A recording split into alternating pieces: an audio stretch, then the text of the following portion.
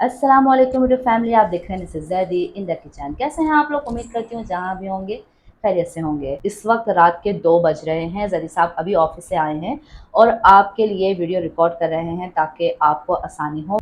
चले जैदी साहब से बात करते हैं।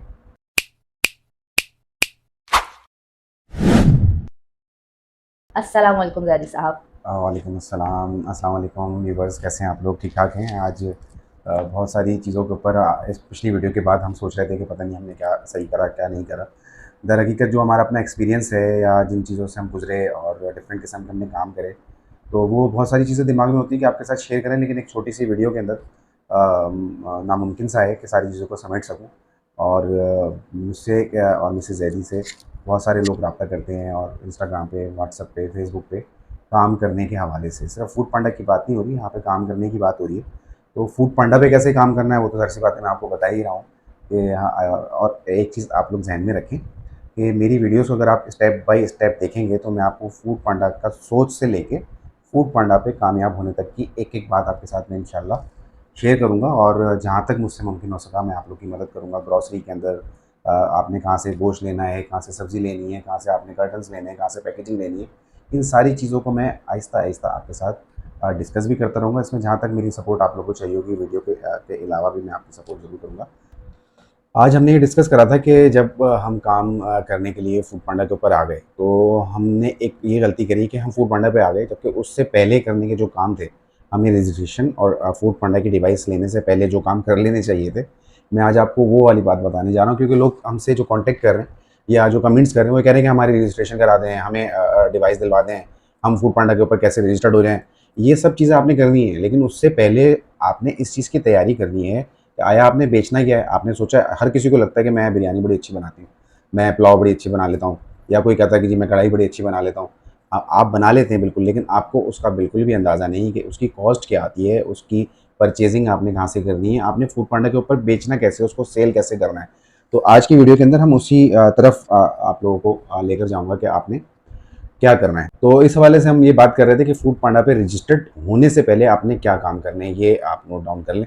आपने एक तो अपनी स्पेशलिटी जिन प्रोडक्ट के अंदर आपकी है, जिन आइटम के अंदर आपके पास, आपको पता है कि मैं दाल चावल बहुत अच्छी बनाती हूँ। दाल चावल असल में आम हमारे रूटीन में पाकिस्तान में और एशिया में खाए जाते हैं, तो बार बार दाल चावल मेरे मुँह पे आता है। तो आपने सबसे पहले ये डिसाइड कर लेना है कि डिसाइड कर लें, लिख लें पेपर के ऊपर कि मैं ये 3 चीज़ें बेचना चाहती हूँ। क्योंकि जब आप फूड पांडा पे रजिस्टर्ड करेंगे ना, फॉर्म फिल करेंगे, तो आपसे जो भी उनका मैनेजर या जो भी नुमाइंदा फूड पांडा का रब्ता करेगा, वो आपसे पूछेगा कि आप रेस्टोरेंट पे क्या बेचना चाहते हैं? आपके पास कितने आइटम्स हैं जो आप रेस्टोरेंट पे सेल करते हैं? क्योंकि जिस एरिया में भी आप मौजूद हैं, वहाँ पे ऑलरेडी होम शेफ्स काम कर रहे होते हैं, जो कि सुबह का नाश्ता भी कर रहे हैं, दोपहर का खाना भी कर रहे हैं, रात का खाना भी कर रहे हैं। वो चने भी बना रहे हैं, वो दाल चावल भी बना रहे हैं, वो पुलाव भी बना रहे हैं, वो बिरयानी भी बना रहे हैं। तो उस नुमाइंदे को ये देखना होता है कि क्या आया आपके एरिया के अंदर आप जो आइटम लेकर आने वाले हैं, ये पहले से मौजूद हैं। तो वो इस बिना के ऊपर आपको रजिस्टर करने के हवाले से भी सोचते हैं कि यार ये तो पहले से इतने सारे लोग काम कर रहे हैं, तो कुछ पेंडिंग में चले जाते हैं आपके केसेस। तो आपने कुछ मुनफरिद आइटम, कुछ इस तरह की चीज़ें डिसाइड करनी है कि जो आपको पता हो कि यार ये हमारे इलाके के अंदर ना सूप बहुत अच्छा नहीं मिलता। जैसे सर्दियाँ आने वाली हैं, कॉफ़ी बहुत अच्छी नहीं मिलती, तो मैं कॉफ़ी बनाकर बेचूँगी, या मैं सूप बनाकर बेचूँगी, या मैं दही बड़े बनाकर बेचूँगी। आपने पहले ये चीज़ सोच लेनी है कि मैंने बेचना क्या है। जब आपने सोच लिया कि मैं ये 4 आइटम बेचूँगा या बेचूँगी, मैं असल में दोनों से मुखातिब होता हूँ। कुछ हमारे मर्द हज़रात भी काम कर रहे होते हैं, कुछ हमारी ख़वातीन, कुछ छोटी बच्चियाँ भी काम कर रही हैं इसके अंदर। कुछ हाउसवाइफ़ भी, ज़्यादातर हाउसवाइफ़ हैं, और उनके ज़हन में होता है कि भाई मैं ये बना के बेच दूँगी, मैं वो बना के बेच दूँगी और ये कर दूँगी। जब करने की बारी आती है, तो भाई सीधी-सी बात है, बड़ा मुश्किल हो जाता है। गर्मियाँ हों या सर्दियाँ हों, चूल्हे के सामने बनाना, घर को भी देखना, बच्चों को भी देखना, आना-जाना, शादी, सब चीज़ें आपकी स्टॉप होके रह जाती हैं। तो इसीलिए रजिस्टर्ड होने से पहले एक दफ़ा आप प्रैक्टिस कर लें, आप अपने आइटम नोट डाउन कर लें। 3 से 4 आइटम आपके पास होने चाहिए। क्योंकि दोपहर अगर आपके पास एक कस्टमर है, वो आज आपसे दाल-चावल मँगाता है और उनको समझ में आते हैं कि हाँ जी, मिसेज़ ज़ैदी के दाल-चावल तो बड़े अच्छे हैं। अब वो कल आपके रेस्टोरेंट पे दोबारा आता है, आप फिर दाल-चावल बेच रहे हैं। तीसरे दिन आपके रेस्टोरेंट के ऊपर आता है, आप फिर दाल-चावल बेच रहे हैं। बोलेगा मेरे दोस्तों दाल-चावल उसने नहीं खाने ना। तो इसी तरीके से आप आपसे जो नुमाइंदा फूड पांडा का है, वो आपसे पूछेगा कि आपने क्या-क्या आइटम बेचने हैं। अच्छा, ऐसा आप बाद में जाकर हो सकता है, जब आपके पास 4-5 आइटम होंगे ना, तो किसी दिन आपके पास नहीं है टाइम और आपने एक ही आइटम बनाया, तो आप सिर्फ वो खोल सकते हैं। लेकिन स्टार्टिंग के अंदर आपको कम से कम 4-5 आइटम देने पड़ेंगे, क्योंकि जिस एरिया के अंदर भी आप रजिस्टर्ड होंगे, वहाँ का जो मैनेजर होता है, उसकी इनकम का भी दारोमदार कुछ ना कुछ आपके सेल के ऊपर होता है। तो वो जब आपके पास आइटम ही नहीं होंगे, तो उसके ऊपर तो बर्डन पड़ जाएगा कि जी आपको हमने 50 रेस्टोरेंट दिए हैं और आप सिर्फ एक आइटम बेच रहे हो तो उस बेचारी का क्या होगा।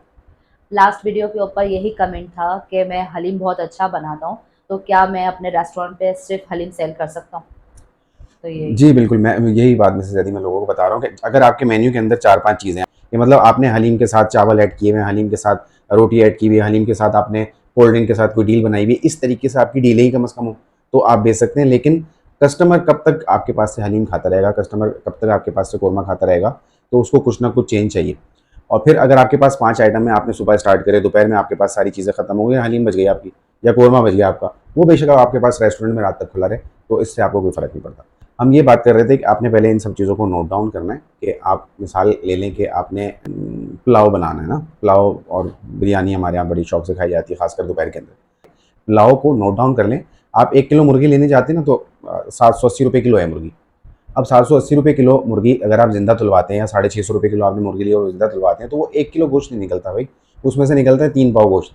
तो 3 पाव गोश्त आपको 600 रुपये का नहीं पड़ा, 3 पाव गोश्त आपको, यानी कि एक जिंदा मुर्गी आपने ज़िबा करवाई तो वो आपको तकरीबन 700 साढ़े 700 रुपये का पड़ा। तो आपने 1 किलो गोश्त लेना, उसमें से गर्दनें ना हो, उसमें विंग्स ना हो, अच्छी बोटियाँ हों, वो 1 किलो लेनी। तो लाजमी सी बात है, जब अच्छी बोटियाँ यानी 12 बोटियाँ आपने चिकन की करवानी है, तो वो आपको 1000 रुपये की पड़ेंगी। सही है। यहाँ पे अब आपके जहन में था ना कि 1 किलो मुर्गी में 600 रुपये की ले आया या ले आई और 300 रुपये के में चावल ले आया, तो देखें यहाँ कितना फ़र्क पड़ गया।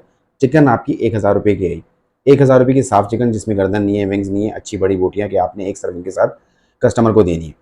वो आपने गोश्त लिया, उसके साथ आपने चावल लिए, चावल आपने अच्छे सेला या बासमती राइस जो भी आप इस्तेमाल करते हैं आपके हाथ के अंदर जो अच्छे हैं, वो आपने लिए। उसके साथ सारे मसाले लेके आप घर में एक दिन बना लें। बनाने के बाद उसमें से सर्विंग्स निकालें जितना कि आप खुद खाते हैं।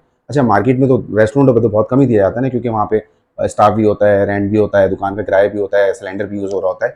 आप घर के अंदर देखेंगे, चलें अगर रेस्टोरेंट वाला 1.5 चम्मच देता है तो मैं 2 चम्मच दूँगी और एक बड़ी सी बोटी डालकर दूँगी। अब आपने उस पुलाव के अंदर से एक बोटी और एक सर्विंग के हिसाब से 2 चम्मच 2.5 चम्मच चावल डाल दिए और अपनी आपने प्लेट्स बना ली और आपने देख लिया कि मेरी 1 किलो पुलाव के अंदर इतनी सर्विंग्स निकली। अब जो टोटल कॉस्ट आपकी पुलाव की बनी थी, उसको आपने डिवाइड कर लेना। आपकी 6 सर्विंग निकली, 7 सर्विंग निकली, 8 सर्विंग निकली। ये सारी चीज़ें आपने फूड पांडा पे रजिस्टर्ड होने से पहले नोट डाउन करनी है और इसी के साथ आपने दाल भी नोट डाउन करनी है, चावल, सादे चावल, भगारे चावल भी नोट डाउन करने हैं, कढ़ी भी नोट डाउन करनी है। ये सारी चीज़ आपके पास मौजूद है कि यार अब मैं कढ़ी भी बना सकती हूँ, मैं चावल भी बना सकती हूँ, मेरे पास कढ़ी चावल हो गए, दाल चावल हो गए, कढ़ाई हो गई, पुलाव हो गए। ये 4 चीज़ें इसकी आपने तस्वीरें खींची और अपने पास कर ली। अब आप फूड पांडा के फॉर्म को फिल करेंगे रजिस्ट्रेशन के लिए, फिर आपसे नुमाइंदा राब्ता करेगा। राब्ता जब आप करेगा तो आप बड़ी मुतमईन होंगी कि वो आपसे जब पूछेगा कि जी आपने बेचना क्या है, तो आप हवानक नहीं हो जाएंगे, जैसे कि हम हो गए थे कि नहीं भाई हम तो ये बेचेंगे, हम तो ये बेचना चाहते हैं। तो ये काम आप लोगों ने नहीं करना, यही मेरा मकसद है कि मैं सारी बात आप लोगों को बताऊँ। तो आप उसको बताएंगे कि मैं कड़ी, मेरे पास कड़ी भी है, मेरे पास फलाना भी है, मेरे पास फलाना भी है। वो बोलेगा अच्छा मुझे अपनी चंद तस्वीरें भेज दें, ये हमारे साथ हुआ है तो मैं आपको बता रहा हूँ। आपने फ़ौरन से उसको ठक ठक ठक ठक अपनी तस्वीरें भेज देनी है कि भाई ये हमारी रेसिपी है, ये हमारे प्रोडक्ट है और इनकी तस्वीरें। वो उसको बड़ा ज़बरदस्त फीडबैक जब आपकी तरफ से मिलेगा नुमाइंदे को, तो वो फ़ौरन से आपको ऑब्लाइज करेगा कि यार ये तो पहले से तैयारी से बैठे हुए हैं और इनको फ़ौरन से रजिस्टर्ड किया जाए। इसी तरीके की और मज़ीद बातें फूड पांडा पे आने से पहले जो जो प्रिपरेशन आप लोगों ने कर लेनी है अपनी, मैं मज़ीद वीडियो में बात करता रहूँगा। फ़िलहाल इस वीडियो को हम लोग यहीं पे ख़त्म करते हैं कि आपने फूड पांडा पे आने से पहले क्या काम करने हैं। मज़ीद आपको कुछ आने से पहले के सवालात करने हैं तो ज़रूर पूछिएगा, मैं उसका भी जवाब दूँगा। आज के लिए इजाज़त और मुझे उम्मीद है कि आपने पहले भी सब्सक्राइब किया था, तो आइंदा भी मेरी वीडियो जब भी देखेंगे, जो न्यू व्यूअर्स हैं, सब्सक्राइब करेंगे, लाइक करेंगे और कमेंट ज़रूर कीजिएगा। अल्लाह हाफ़िज़।